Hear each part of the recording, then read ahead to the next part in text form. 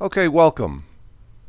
Now, normally for these, normally on Wednesdays, we talk about Windows Wednesdays on Wednesdays, but not for today. And the reason is just didn't catch anything unusual or special, anything for Windows PCs, Windows 11 that is. And it's been kind of a boring week for Windows news. Boring as in nothing in my Windows 11 machine has gone wonky or nothing broken or anything like that. So I thought for this Wednesday, since the next Ubuntu is scheduled to be released about a month from now, as of this podcast here, I thought we would talk a little bit about Ubuntu and how to make it more user-friendly for Windows users, and really for everybody, and not just Windows users. So I am running Ubuntu 21.04 right now in my test machine. Just to be clear, this is not normally the Linux-based system I use every day. I still prefer Ubuntu Mate for beginners. Probably my top three for beginners for Windows users will be Ubuntu Mate, Linux Mint, Zorn. And really, if you are a Windows user or a beginner, all 1.3 billion Windows users out there, you can take those top three Linux-based systems and mix them up, and really you can pick any one as number one for your top pick. All three of them are very good. For myself, Ubuntu Mate. As far as standard Ubuntu goes, with the proper extensions, the proper tweaks, tune-ups, whatever you want to call it, yeah, you can make standard Ubuntu user-friendly, and I would probably put Ubuntu, standard Ubuntu, in my top 10 Linux-based systems for beginners with the proper extension. So before we take a look at this, to recap real quick, if you are a Windows user, a newbie, and you wanted to take a look at what is probably the most famous name in Linux, that would be Ubuntu. Sure, you can install it. You can make it user-friendly with the proper tweaks, or in this case, Gnome or Gnome Extensions. And we'll take a look at those. You will need probably about 8 to make it, more accessible for beginners. Now, these will be my picks. These may not necessarily be your choices to tweak Ubuntu. But if you're going to use Ubuntu and you know nothing about Linux, if you've never tried Linux-based before, you really should have these extensions installed, because if you don't, you will install Ubuntu. It won't feel right, seem right, and you'll probably say, man, Linux sucks. And that would not be a fair statement. So I'm trying to make this a little bit easier for beginners, as I have been doing this for, well, a few years now, to say the least. So before I begin, let me take another sip of water.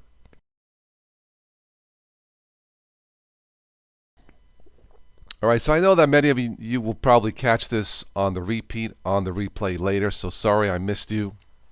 Maybe I'll catch you on the next one. All right, let's go ahead and do this here. And this will not be a long one, so let's go ahead and transition here, those of you who watch this later. So this is my desktop here. Of course, I have OBS Studio installed to stream all this. So this is my standard Ubuntu that's been tweaked. The first thing you need to install is the GNOME tweak tool, just called Tweaks, Tweaks. You can install this from the Ubuntu Software Center. Just search Tweaks, install this. This will make Ubuntu, your Ubuntu life, much, much, much easier. Okay, let's take a look at extensions here. Now, there are 3 built-in extensions in Ubuntu that are absolutely necessary. We have desktop icons, Ubuntu app indicators, and the Ubuntu dock. So these 3 you can toggle on and off. I will leave them on. Now, besides tweaks, I did manually install GNOME extensions from their website, and that would be Applications Menu, sound input, output device chooser, transparent top bar. Now that's not really a function, a normal function. That's more of an aesthetic thing to make it look more pretty, as it were. You really don't need that one. And then finally, user themes to make changing themes easier in standard Ubuntu. So for example here, if we start with the, well, let's take a look at the top right. Here we have a set of icons. Now normally you would think, for example, if I click the sound icon, it would take me straight to sound. Well, it does not. It just, in fact, no matter what icon you click here, it's one standard drop-down menu, which I found this to be somewhat confusing 10 years ago, well now 11 years ago, and it is somewhat still confusing for beginners in my opinion. So let's say I wanted to click sound. It doesn't take me straightly to the sound menu, the sound settings, as it would in, say, Ubuntu Mate or Linux Mint. I did install the sound input device chooser extension.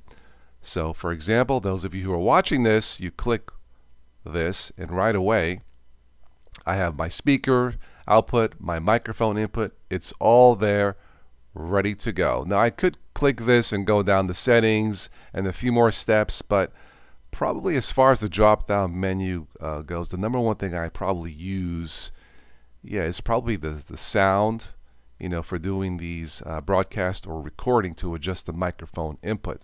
So this will make life easier in terms of a sound setting, quick access to your sound setting.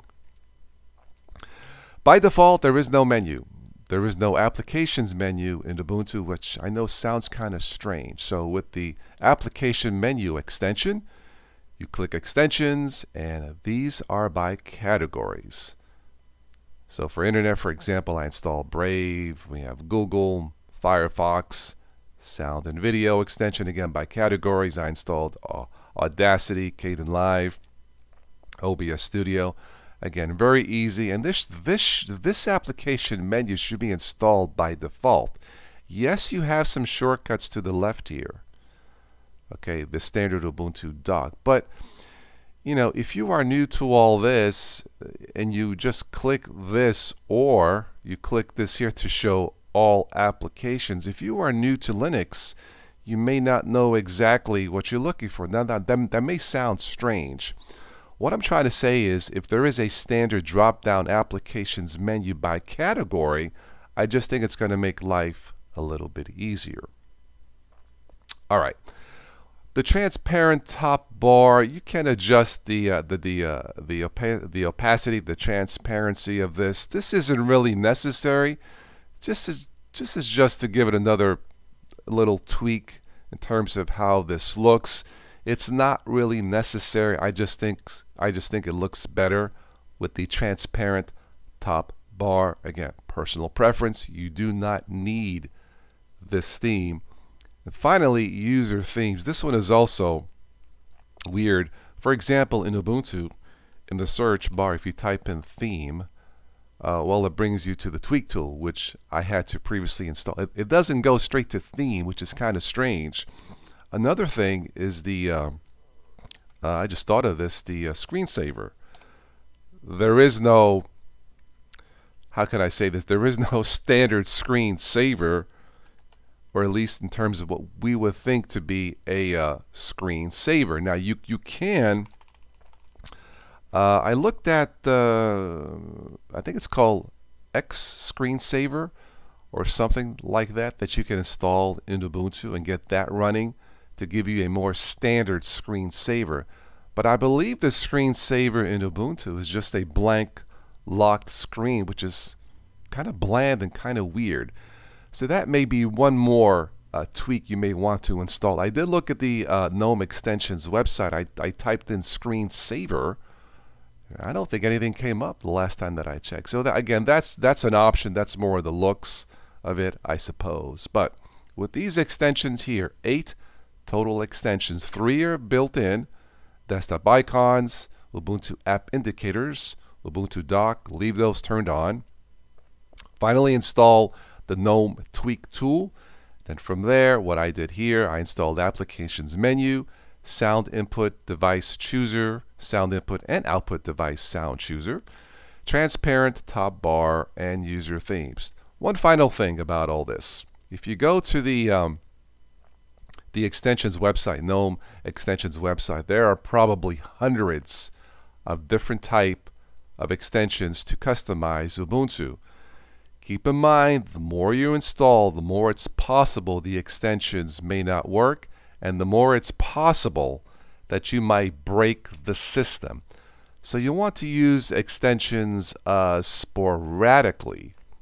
Again, the more you install, the greater chance there is that you might break something. So I think with these, what I would choose to be standard extensions, I think life is going to be a lot easier for you.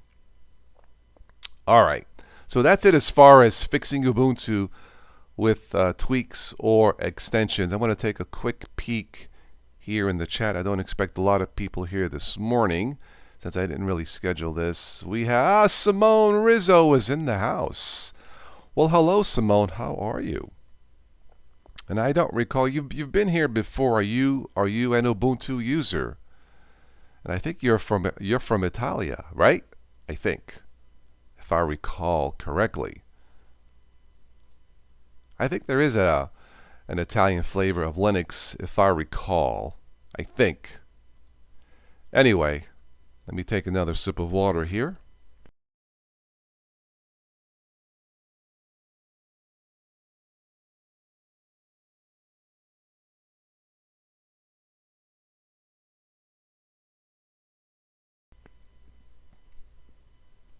All right, so that's my take on fixing Ubuntu. If you missed any of this, of course, you can catch this on the replay. I'll also have this transcoded into a podcast. You can catch some of these shows on your favorite podcasting client, on your Android phone or iPhone or a tablet or whatever you use. I use Google Podcasts normally and the Anchor app. All right, if there's anybody else watching right now who wants to say hello or may be new, and don't be shy if you have a question. I'll stick around a few more minutes. If not, then we'll wrap this up for this morning so I can start my day and have my breakfast. It's always nice to have new people stop in the chat, say hello, maybe answer a question, maybe help someone out. It makes these live shows a lot more enjoyable. And once life gets more back to normal, maybe we'll have more people join in, as it used to be pre-pandemic.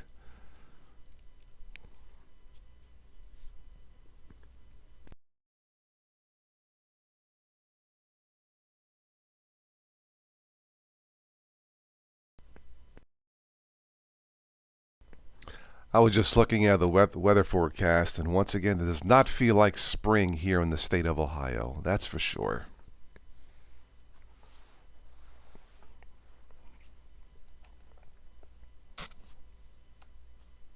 All right, so looks like a quiet morning here in the chat, and that's fine. Have fun, be safe out there. We'll wrap this up for this morning. If I missed you here, sorry about that. I'll catch you on the next one. Enjoy Ubuntu. Make it more fun. Make it more user-friendly. Make Ubuntu almost as good as Windows 11 with the proper extensions, the proper tweaks. Oh, here we go. I've said it now. Hey, we can talk about that. You know, Ubuntu, standard Ubuntu versus Windows 11, which is easier? That's open for a debate. I'll let you guys decide. On that one, thank you for watching. This has been Total OS Today, Total Technology for beginners and beyond. Arrivederci.